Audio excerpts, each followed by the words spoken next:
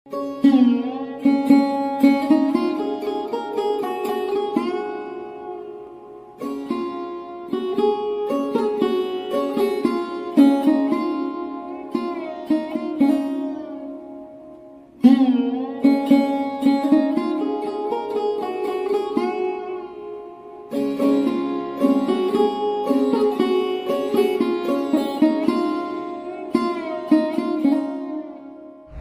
মুহূর্তে আমরা যেখানে দাঁড়িয়ে রয়েছি সেটা কোনো নদীর পাড় নয়, পলি পড়ে নদীর চড়া।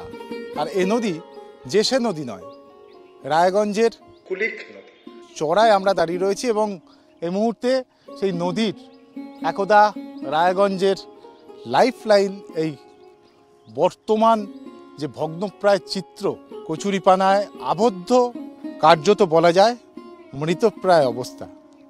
একদা এখানকার সাংসদ প্রিয়রঞ্জন দাসমুন্সী চেষ্টা করেছিলেন এই নদীকে সংস্কার করার বা উদ্যোগ নিয়েছিলেন, যে কোনো কারণেই সেটা সম্ভব না হওয়ায় পরবর্তী সময় বা এখানকার বিদায়ী সাংসদও নদী সংস্কারের জন্য সেই অর্থে কোনো রূপরেখাই তৈরি করেনি। আর তার ফলে এলাকার মানুষের মধ্যে জমছে ক্ষোভ।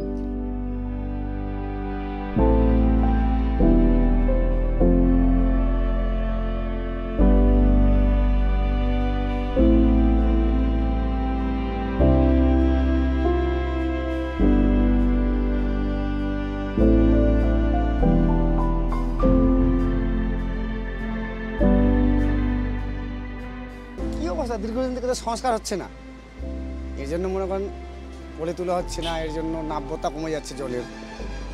এটাই তো খারাপ অবস্থার। যেমন আমি মনে করেন 95 সাল থেকে রায়গঞ্জে আছি, এই পর্যন্ত 20-25 বছরের বেশি হলো, 30-35 বছর। এই পর্যন্ত কোনোদিন তো পলি তোলা হয়নি, কোনোদিন আমার চোখে পড়েনি। খারাপ অবস্থায় জানে, যেমন আমাদের নাগর নদীর একই অবস্থা। সাংসদ বদলাচ্ছে কিন্তু পার্টি বদলাচ্ছে, একই অবস্থা। যে তিমিরে আছে ওই তিমিরেই আছে। পৌরসভা উদ্যোগ নিচ্ছে না, জেলা পরিষদও উদ্যোগ নিচ্ছে।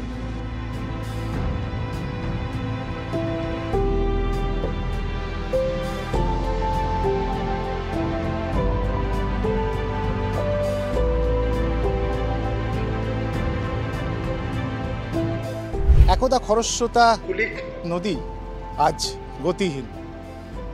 একদা রায়গঞ্জের গর্ব এই কুলিক আজকে কার্যত মৃতপ্রায়, ভগ্নপ্রায়। আবারও কি সে তার জলরাশিতে ভরে উঠবে? এর উত্তর দেবে সময়। ক্যামেরায় স্বপন রায়ের সঙ্গে ত্রয়ন চক্রবর্তী, ট্রাইব টিভি বাংলা, রায়গঞ্জ।